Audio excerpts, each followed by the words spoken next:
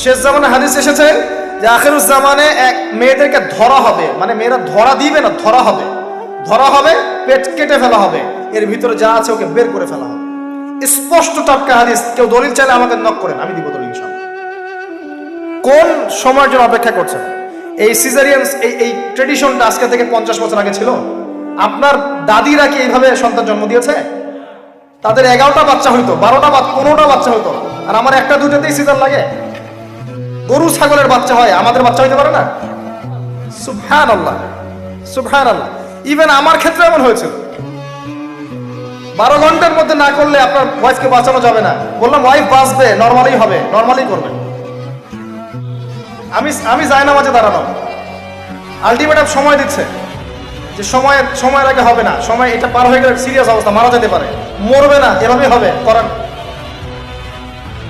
এভাবেই হয়েছে, এভাবেই হয়েছে। কি সমস্যা?